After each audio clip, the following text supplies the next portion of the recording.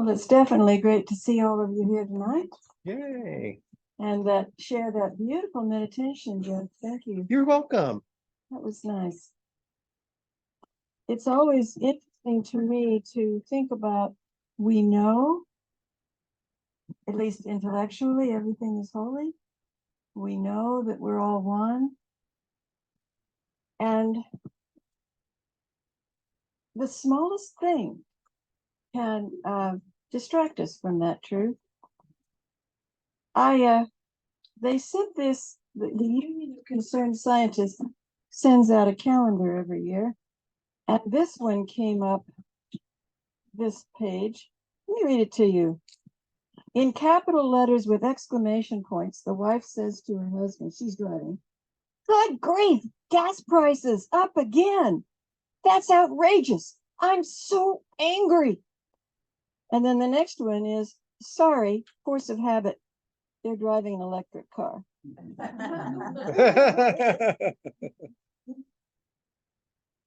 I mean, how many times do you see a price of gas go up and you feel that temperature rise?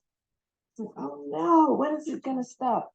And think about that opposite, the point when you get I see it reduced quite a lot, and you go, oh, a gallon of gas for $2.25. Yeah. Perspective. Excitement, right? Right. You get like, oh my God, that's great. I want to fill up my tank and add an extra one, you know? Drive some more. Drive some more just to get able to take advantage of the cheaper prices. We're letting our joy be dependent on 50 cents. Mm-hmm. What can you buy with 50 cents besides a piece of gum or even some of the chocolate bars these days are $1? Little things like that can take us out of our peace quickly, really quickly. You know, good grief, the gas prices have gone up again. Or the price of anything whether it's a package of cigarettes, a bottle of beer, the prices at a restaurant. Mm-hmm. We don't like the prices to go up, so what do? Smaller portions, right? That way they can still make the money they need to make, and we aren't screaming our heads off over a 10-cent or $1 increase in the price of the food. We do that to ourselves. And we do it ourselves because we judge what something ought to cost. Somehow or another we come up with that idea. Mm-hmm. Something ought to cost. It really ought to only cost $2.89 for a gallon of regular. So then when we see a place charging $3.15, we can get really upset or frustrated or worried. And it's 50 cent, 40 cent increase. It isn't worth losing our peace over. Or what about time? How long should something take? Mm-hmm. And if it takes longer than that, what happens to our peace? The frustration can build up and build up. And as it does, we start making more mistakes on the keyboard of the computer, or we start rushing a little bit and knock something over and have to clean it off the floor, or you know what I'm talking about. Mm-hmm. All over because it didn't take the 10 minutes we expected it to take, and now we're frustrated. Even today, as I was typing this up, and I've known this stuff forever, really, but my computer decided to do some funny things, and I had to retype the whole outline again, cutting and pasting that entire list of quotes and things that that they send around. Mm-hmm. And this time it was double the length because she'd done it for Rosa Parks as well. Trying to delete what I didn't need took me right out. I won't go into that. Yeah. We've been there. We've all been there, done that. In those old days when they didn't have save, the electricity could blink and you lost an hour's worth of work. Mm-hmm. Yes, I see heads nodding. And when we do that, we lose peace. I can remember just being furious and frustrated because I'd spent so much time on something and then it was down the drain in Etherland. But is it worth it? Is it worth it? Now, if you look around the room, Just take notice of what you see. Do you see tables? Do you see people? Do you see a camera or a TV set? Or maybe our new speaker? Everything is an object, right? Everything is people, individual objects. And yet, what about all the air in between? Yeah. Right? The air can't be seen unless we start smoking or something burns in the kitchen. And then you see the air moving with the smoke. But basically, we are totally connected to each other at the level of molecules and atoms. It's just a continuum. I like to think of it as a tapestry of different images, different colors, shapes, sizes, but it's all connected. It's all connected. And we as humans process it as empty space and solid space. And that gives us the impression that we're all separate and that everything is separate. And we do the same thing in time. We segment our lives. Think of all the millions of jokes about it's Monday morning. We gotta go to work. Now it's Wednesday, hump day. Okay, we're halfway through. We're on the other side. It's downhill from here. Friday, thank God it's Friday. There's even a restaurant chain. TGIF. God, it's Friday. What is that about? Do that many millions and millions and millions of people hate their job to where the only time they feel free is on the weekend? I hate to think that people are doing that to themselves, because we are. We could just as easily flip it. We have the power to flip that and to say, I get to go to work on Monday morning. How many people are out of work? I get to go to work Monday morning because I get to be with my friends. And if you haven't made friends at work, start. I know Jeff's work has got lots of people. I have a lot of supporting friends. each other. Yeah. And I felt the same way at TCC. And not everyone is as lucky as I was, but to have so many nice colleagues. But there were people at TCC who saw only politics going on. Yeah. That's where their focus was. That's what they talked about at every faculty meeting. And I'm going, seriously, there's a lot more going on here than politics. And I don't mean politics in Washington. I mean politics at the school. So it's, what do we focus on? We segment our time. We segment things and objects. We segment people. All of that is a reflection of how much we're projecting onto the world. The blank screen, the green screen of life. And what are we putting into it?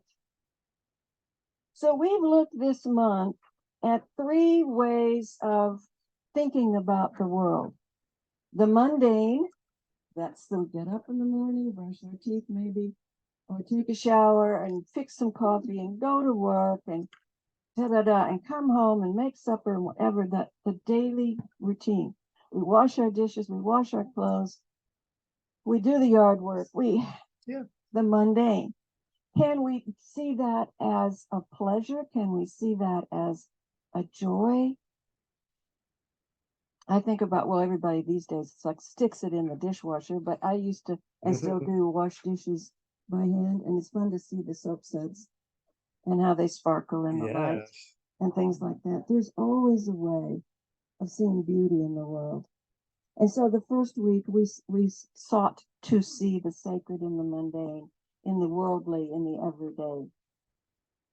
And then we went on to the sacred, seeing the sacred in everything and not finding fault with it.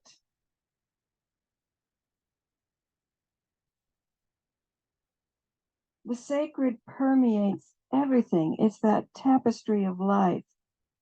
If we look at it, the science tells us it's all energy, that the atoms are energy, the air has atoms, there's the sunlight comes through to us, it's energy.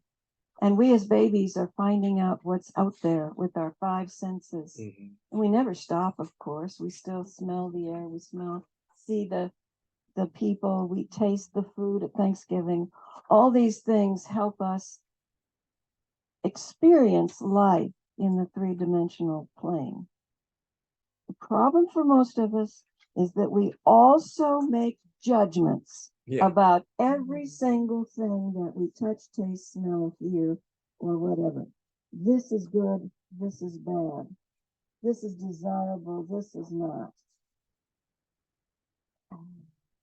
In addition to compartmentalizing our days and our weeks and our lives, we separate things out as to what is desirable, good, right, righteous, sacred, and so on. And we forget that it's all the same. It's all there. Now, of course, we have to make distinctions. We got to know if this is my car and not Jeff's car or Carol's car or Randy's whatever. You don't have a car, do you? We have to be able to find our way home and know which street is the one that we're going to have to be on. Nobody's saying we don't. It's the judgment that gets us into trouble. It's the judgment that causes us to lose our peace. We may prefer, here's a nice quote I found, while we may prefer roses over weeds, it doesn't mean that one is more sacred than the other. The divine in my printer didn't malfunction today. The divine imbues itself equally in all living things, which includes each of us. What value shall we place on all that our eyes perceive today? What value do we place? There is no inherent value or meaning in anything. No inherent value. We've given it all the meaning it has for us. So what meaning are we going to give it today? What value are we going to give it today? And that's really is what's going to determine whether we can feel and see and smell and taste the sacred, or do we see things that are unwanted, threatening and so forth. A Course in Miracles says when we have what has been perceived and rejected, or judged and found wanting, remains in your mind because it has been perceived. It's been perceived as real by each of us. This cannot be avoided in any type of judgment because it implies the belief that reality is something that you select from. That reality is something you can select from. Like, as though everything in the world is some kind of huge smorgasbord, and you say, I'll have some cabbage and mashed potatoes, but I can't stand Brussels sprouts. It's fine if you want to, any of us can have our own tastes in food, but to reject emotionally things that we don't like, ooh, yuck, disgusting, that kind of a thing, that breaks our peace. That takes some threads out of the tapestry. Life is a tapestry. The world is a tapestry. We don't select from it, even though we can have our preferences. Now, at the same point, we are here to make distinctions. We are here to experience contrast and say, I'd much rather experience love than pain. I would much rather experience abundance than poverty. I would much rather, keep filling in. We are here to do that, and we are creating as we do that. We're creating a whole new reality as we do that. So what is the distinction then between selecting from and rejecting parts of reality and saying, no, no, no, and saying, no, I much prefer, I really do want this, and going for what we want? going for a happy family. And what's that going to take? Going for a more peaceful world, going for a world that works for everyone.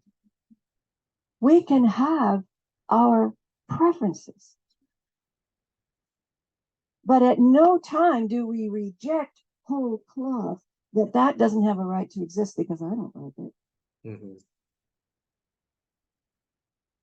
We can disagree with politics, but you know, when you turn the government into your enemy, you have lost your peace. Yeah.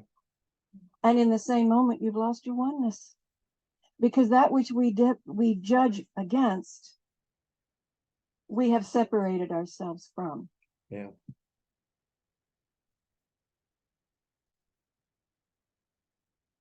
The very fact that we think we can do that is arrogance. You can't. Yeah. We just don't get it, right? It says here, you have no idea of the tremendous release and deep peace that comes from meeting yourself and your brothers totally without judgment. The peace that we had while you were doing the beautiful meditation is the kind of peace we can have everywhere at all times if we do not set ourselves up as judge and jury about what the government ought to be doing, what the medical establishment ought to be doing, what the price gases ought to be, what our friend next door ought to be doing with their yard and their pets and their children, and on and on and on. Who's the author of this world? I am. I'm the author of my own life. And I can choose peace in any moment. Or I can choose to be frustrated and angry and fearful and all those other things. And a lot of people get off on that, and fine. Not judging, right? They can, because people do enjoy it. Haven't you ever felt self-righteous anger? Oh, yeah. Like, I am so right, and it feels good to be so angry. Well, okay. And what are you attracting with that one? More opportunities to be self-righteously angry. Yeah. At some point or another, you're going to get awful tired of that and say, God, please give me some peace.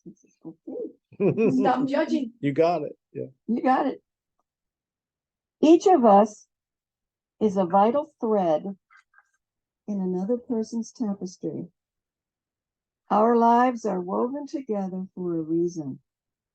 Now, that's unknown, author, but boy, it's so true. And I don't know how to pronounce this, Thich Nhat Hanh, something. In the sunlight of awareness, everything becomes sacred, as the song said. In the sunlight of awareness, everything is sacred. There is nothing we will reject whole cloth. I can bring my roses into the house and pick up my dandelions, but I do not hate dandelions. And you've heard people say it, I hate weeds. Why? They have every right to be here as anything else. We just don't want them in our yard, right? Now, the third thing that we did this month was the profane. And I looked up the meaning of that. It's lack of respect. Lack of respect for things that are held to be sacred. And any behavior of and any behavior showing similar disrespect. The actual word itself is outside the temple. Yeah. So when we are outside of the temple that's in our hearts, we are being profane. When we say, I can't, that's a form of profanity. With God, anything is possible. When we say, I don't know and I never will, that's profanity. It's not the words, the four-letter words, or the blesses this and the damns that. Profanity is outside the temple. It's any thought, judgment, action that we have that is not in alignment with our own soul, our own inner temple, our own inner heart. That's the profane. And we have control over that. We have control over that. So Ernest Holmes says, man's inner life is one with the Father. There can be no separation for the self-evident reason that there is nothing to separate him from God, us from God, because there is nothing but life. The separation of two things implies putting a different element between them. But there's nothing different from God. The unity of God and man is firmly established forever. My Father and I are one is a simple statement of a great soul who perceived life as it really is, and not from the mere standpoint of outer circumstance and conditions. Right. And that's why there's a science of mind. Yeah. That man was brilliant, right? It's right there. And I'll close with a statement from the Native American wisdom of Chief Seattle. Humankind has not woven the web of life. We are but one thread within it. Whatever we do to the web, we do to ourselves. All things are bound together. All things connect. Animals, people, plants, rocks, tables, and the air that binds us all together. Thank you. Namaste.